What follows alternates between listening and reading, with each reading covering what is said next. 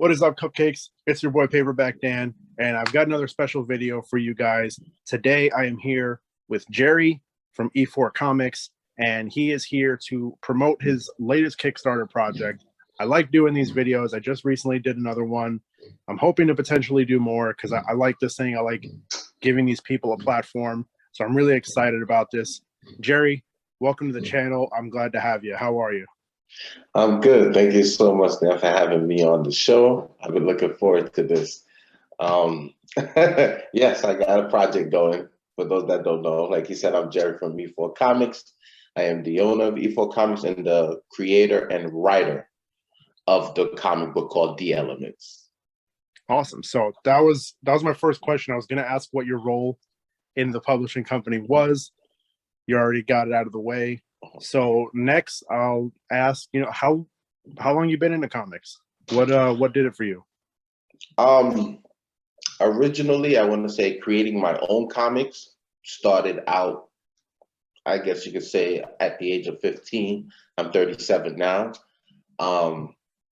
You could say pretty much started writing the story. But the first book that we've ever created was back in 2016, which was The Elements, that we call issue 0 right now, because that issue alone is kind of out of the time zone of where these next few issues are going to be. So, okay. Yeah. So cool. So, so as a fan of comics, I guess also, when did you start reading them? When did you pick one up and really get into the hobby? So unfortunately, I didn't have too much access of my own comic books growing up, but I had a lot of cousins of mine that when they finished reading their comics, they handed it off to me for me to read it.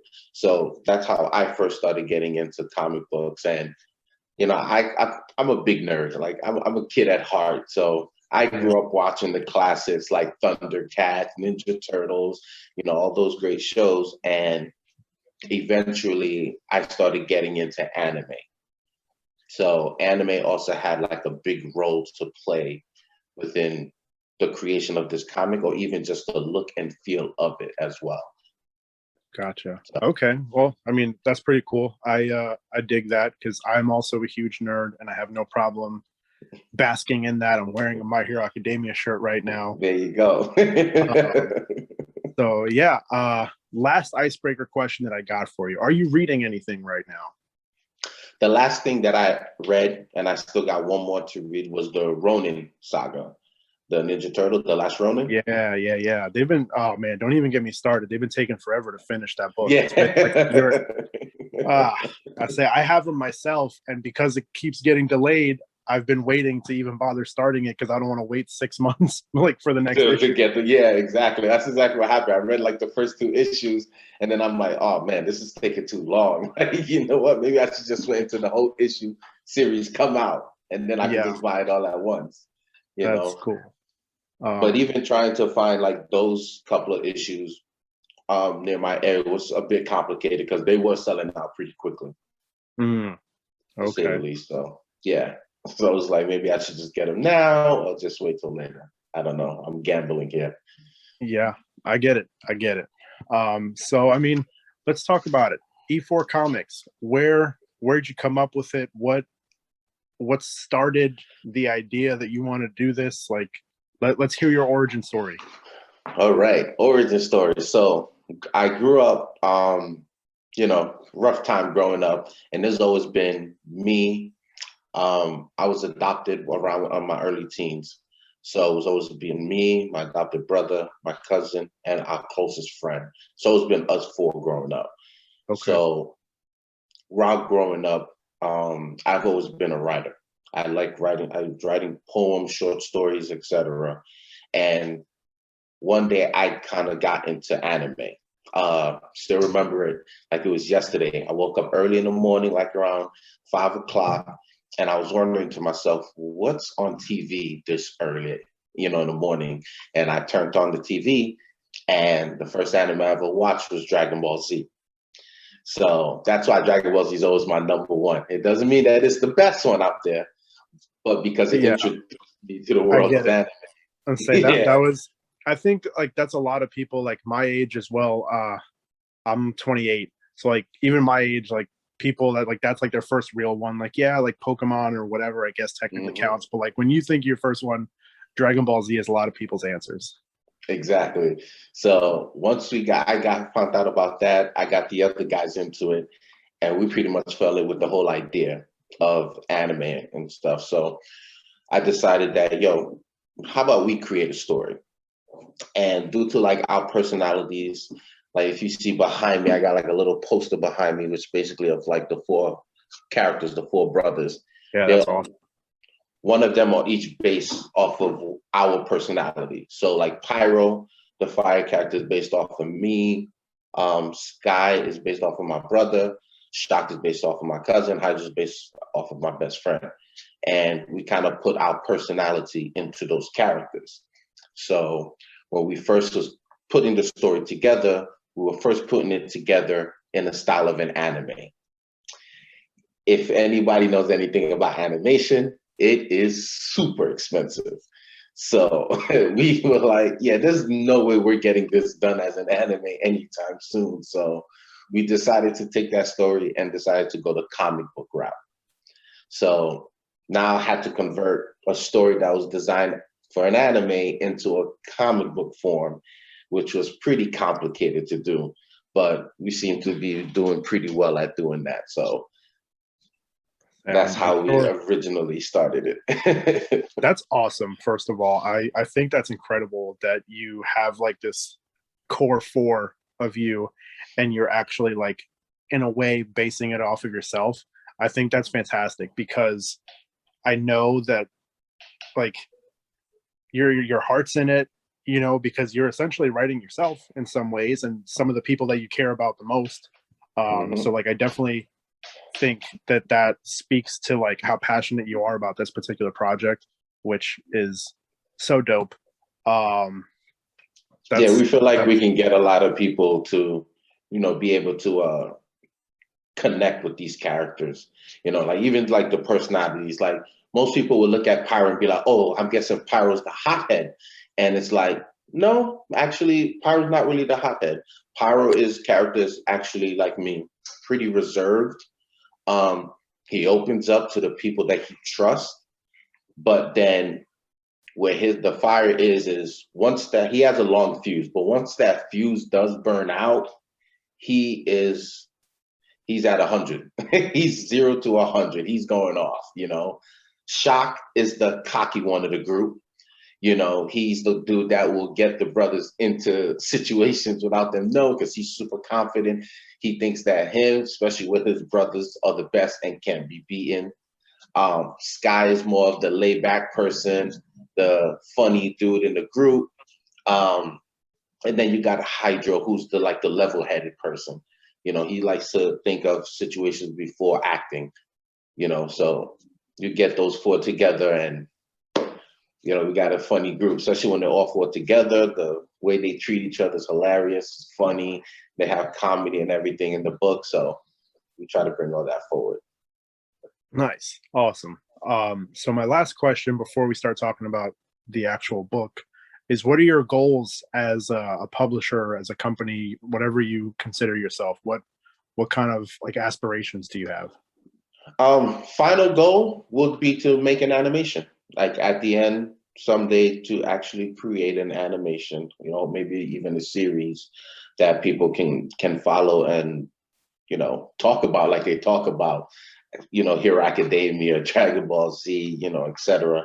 But, you know, that's like the end goal. That's what we would love to be. But even now, just growing the fans that we have and continue to expand, just hearing them talk about, you know, oh, when's the next book coming out is like exciting before, because there's a lot of people out there that think about projects or say to themselves, yeah, there's something that I want to do, but there's a difference when you actually do it. Of course. Like that feeling is just like exceptional, you know? So animation would be where we would love to end up at the end of the day. That's awesome. That'd be really cool if that happened, and I would absolutely watch it. So,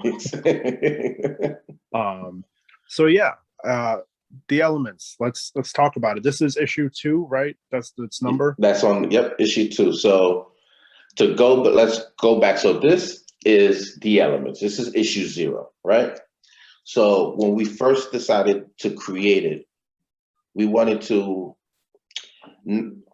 I guess you could say, create something that's going to be visually appealing. So we kind of put this story together, which eventually you could say is like the middle of a series. Like it's kind of like the middle of the series. So that way people can see like where the brothers are going, how their abilities are, and get a nice feel for it and ask themselves, what is this about? So now when we created issue 1, it starts back from like the beginning, like how they got their abilities and everything. So it's almost like those video games where they like start you on the last mission or something, and then like 20 minutes in, you start at the beginning. You start at the beginning, and you got to get all the way back to where that took. Yep, 100%, just like that. Like we kind of got that idea from Dragon Ball Z, because if you watch Dragon Ball Z back then on TV, you would go to like a climactic scene, and then all of a sudden tomorrow they started the series all over again. Maybe because they didn't get those episodes in English yet. So we had to like re-watch that series all the way to that part again. So that's kind of where we got the idea. That's kind of cool, actually. I like that. Yeah.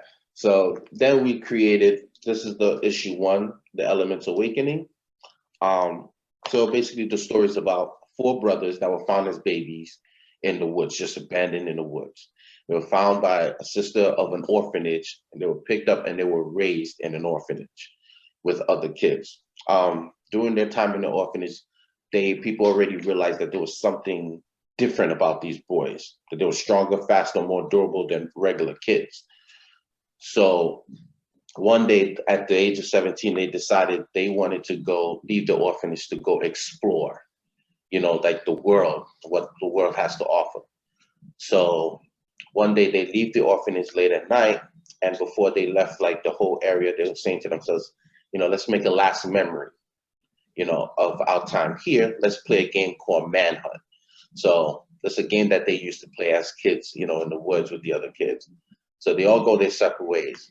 While they're doing their own thing, basically they all 4 go to their, have like their own hallucination where they encounter these 4 stones. So when they end up meeting back to each other, they start telling each other about what happened. They're like, you know what? Tonight is just a little too weird. How about we go back to the orphanage and rethink our strategy for another day? So they go back to the orphanage, they go to sleep. Next morning, they get awakened by screams. When they wake up, they see these strange aliens, a strange force attacking the orphanage, and they're rounding everybody up. The brothers manage to defend the orphanage from these attackers. So then they say to themselves, if they're here, they just might be in the town nearby. Let's go check to make sure everyone's okay. So they go to the town. When they find the town is under attack, it's burning.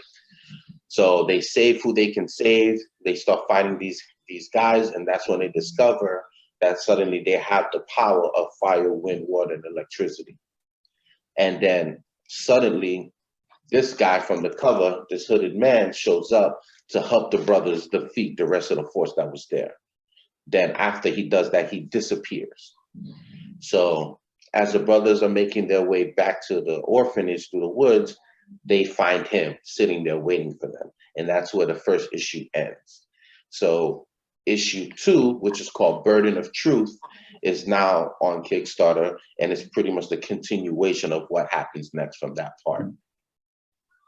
Wow. Okay. So that honestly, I really dig that. I hadn't gotten to look through like the premise of the book yet. I do have the Kickstarter link saved. But yeah, that sounds pretty dope, if I'm being honest. Thank you. Thank you. So I like that. So I guess my first question would be like, what's your ideal target audience with this kind of book? Obviously, it's a lot of people that are into anime, right? That's one group of people. Another group of people that are into the whole brotherhood thing. So part of the animes that we watch, we love the I guess the brotherhood, the the teamwork, that connection that we have. Right. Because, like I said, growing up, it was always us four. We don't know where we would have been if we weren't in each other's lives. We supported each other, we picked each other up, we protected each other our entire life.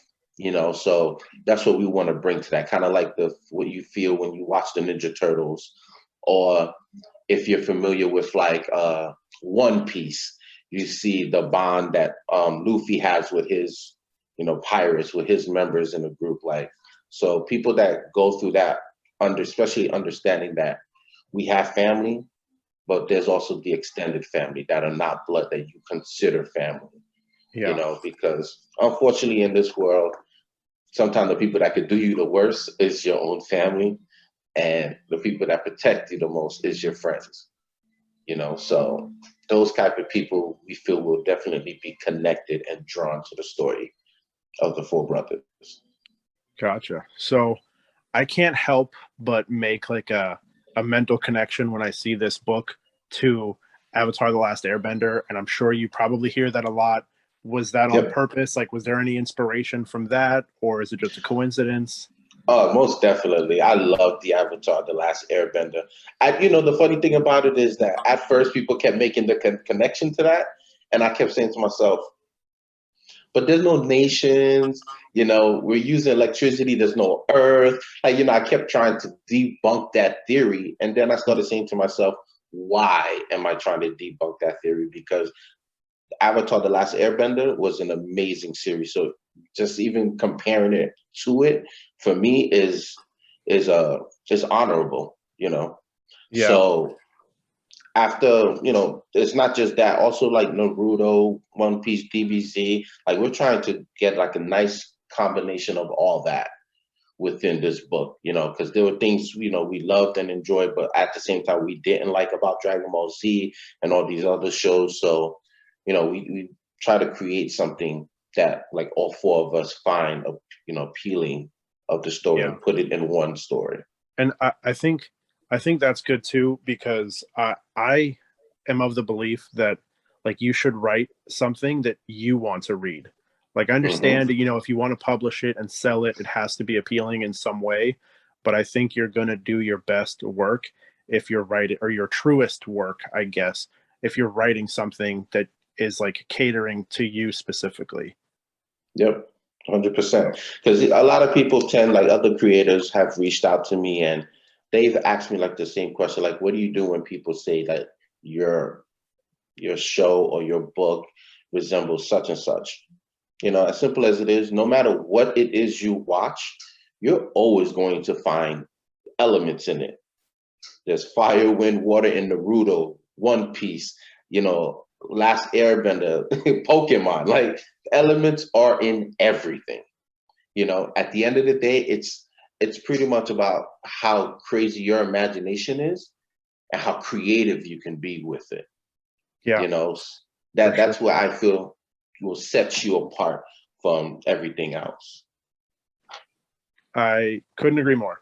I think that's great. So my next question, I guess it's two questions tied into one. You are funded, right? At this moment, Yes. it's Yep. already reached your goal. So then my follow-up question was, how much time is still left? There is 15 days left to the campaign. The goal was 2,500. We're currently sitting at 3,146, I think, with 56 backers. This is our second campaign. Obviously, everyone's always looking forward to doing better than their first campaign. So like our first campaign, we did it for 2,200, and we got 111 backers. We made a little over 4,500 bucks. So everything we make from these Kickstarters, it goes right back into creating this book. Like I said, I have to pay an artist to draw the book out and everything, and everybody else that has a hand into it. So that's pretty much what all the funds, go to. So the more we make for these Kickstarters, the more can go into creating more issues and more products, merch, and anything like that for the elements. Right. I've seen other people go like they'll have like the first issue done or something, and they'll still put it on Kickstarter so that like those funds can go into making like the follow-up issues as well. So like that's kind of similar to what you have going on. And I think that makes a lot of sense. I think that's smart. Obviously, you know, if you can get it to work out. So I mean, what else has your campaign process been like? Have you been trying to do a lot of interviews? Like I said, you reached out to us. So have you just kind of been trying to put as many eyes as you can on you? Oh yeah, definitely. You know, because this Kickstarter, we're doing a few things that are different. So like my first Kickstarter, we did a lot of publishing for other indie creators. You know, not only was I putting my stuff out there, I was putting other creators out there as well with my first campaign, because I always try to give something back. You know, if I receive, I try to give as much back as possible. This campaign, we have a bunch of cool stuff. We got chibi t-shirts that are made. We got coins that are E4 comic coins that we are making of each character as well within this Kickstarter. So there's a lot of cool things you can get. But one of the biggest things about this Kickstarter is we've also done a collaboration with an organization called Comic Book for Kids, CB4K. Basically, yeah, I saw that.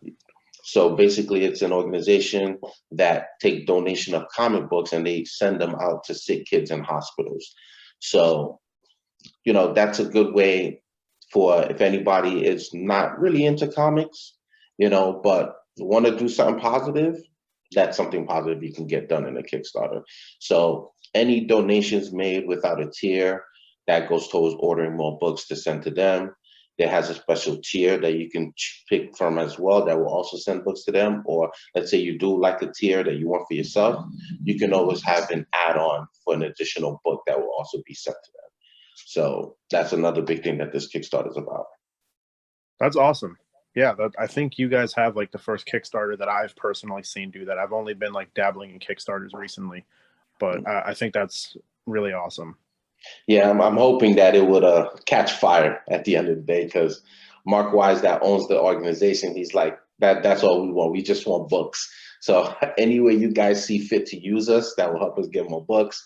Just go ahead and do it. So I'm hoping other creators will, you know, maybe have a tier or so like that in their Kickstarters moving forward. That's what we're hoping to get to.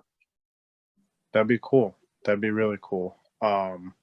So I mean, what's your stretch goal situation now that you guys are already funded? So stretch goals, we just unlocked the first stretch goal, which is, so before the Kickstarter launched, I held a Draw This in Your Style contest. Basically, it's artists can come, they can pick between the four brothers and the fifth character, the hooded guy, Clenneth, and they can draw those characters in their style. Then we would post them on Instagram and let our followers pick which one they like the best. So the first winner got like $75, plus their image is going to be within our comic book with all their handles. Second place winner got 50, also added to our comic books, and third place also got 25 and added to the comic book with their handles. The first stretch goals are going to be a mini poster blast of all the honorable mentions, the people that didn't win. So it's going to be like 4 extra posters for the other people that entered the competition as well. So that will be the first stretch goal that's unlocked for all physical backers. The second one, which is currently sitting at 3,500, we will be adding 5 pages for the upcoming third book to the second book.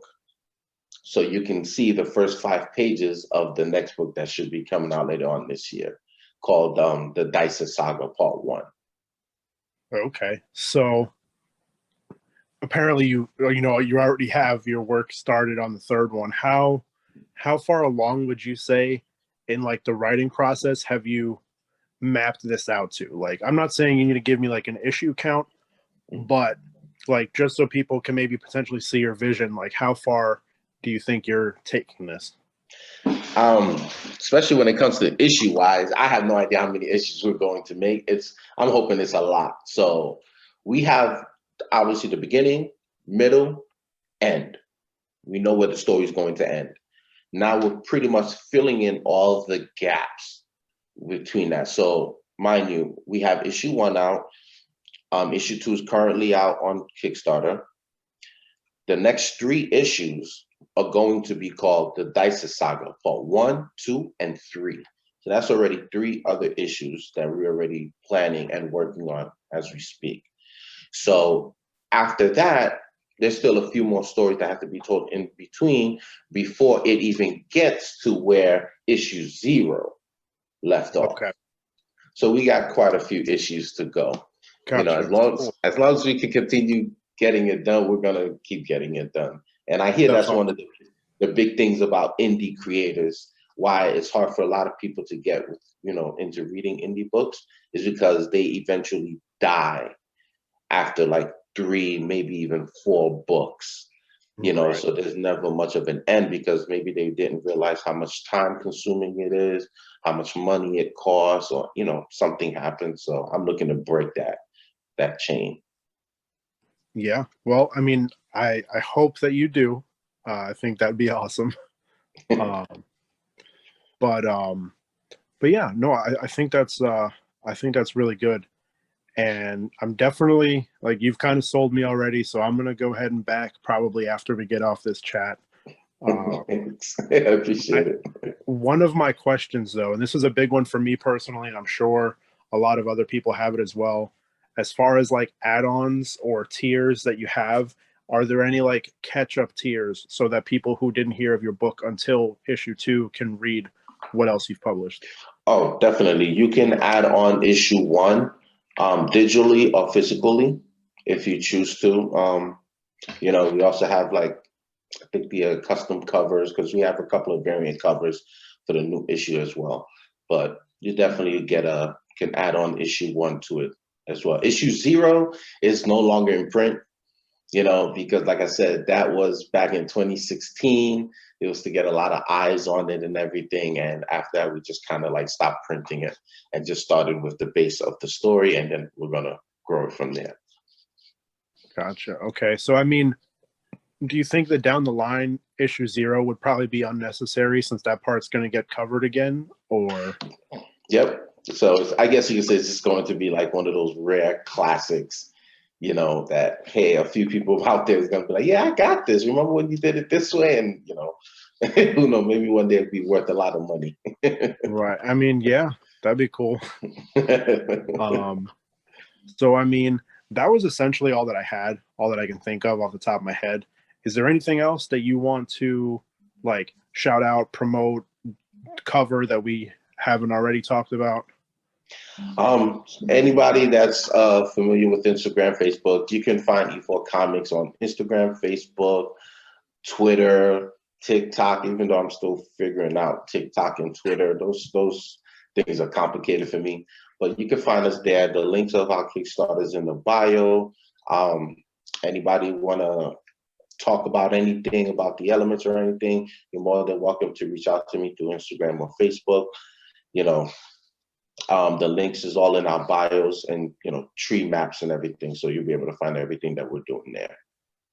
Awesome. And do you guys have like a website or like merch or anything like that yet? So we currently have www.e4comics.com, where we have a few shirts, and you can also order issue 1 from there as well, and a couple of shirts, designs, and everything as well. So that's where you can find it.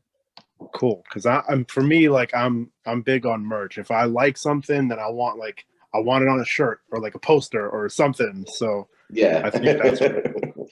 I mean, if you're a chibi guy, you know, I think you're going to like the shirts that we've created for this Kickstarter, because that seems to be like one of the biggest eye pieces that we've been getting so far. That people are really like, oh man, those chibis look great. I've been seeing a lot of stuff lately about chibis, and I feel like they like, I don't want to say they came out of nowhere, but it's just like, where is this craze coming from? Like, what's going on here? But like, yeah, I feel like everybody's trying to hop on the bandwagon. Yeah, I guess it's just the adorable aspect of it. That's at the end of the day, it's just what it is. Like, so like my characters look great, but then it's like they look hilarious in a chibi form. So yeah, that just seems to be getting people's attention. Hey, if it gets people's attention, we're more than happy to do it. yeah, no, for sure. So that's all I have. So this has been an awesome chat. I'm really excited that we got to do this. And you are welcome back anytime. If you want to promote the Elements 3, 6 months from now or whatever, you're more than welcome to come back. I'll happily have you on. Definitely. Thank you so much for making the time for me. Definitely want to do this again. I'm also part of a group called the SSB, where there's other creators pretty much that work together. It's called the Savage Sandbox, which you can also find us on Instagram as well. So I'll definitely be sending them to you as well if you're interested to interview them as well. Yeah, I would love that. That'd be awesome. I'd love to help you guys however I can, and like just having these chats with different people is really good for me. Like I enjoy talking about comics and all that stuff with people. So yeah, I'm all for it. If you want to send them my way, here I am. Definitely. Thank you so much, man. Yeah, no problem. So with that said, I'm going to close this video out, guys, and be sure to follow up with our Wednesday Warrior videos. Connor will be back next week. I'm really excited to talk some comics, and I will see you guys later. Peace. Later, guys.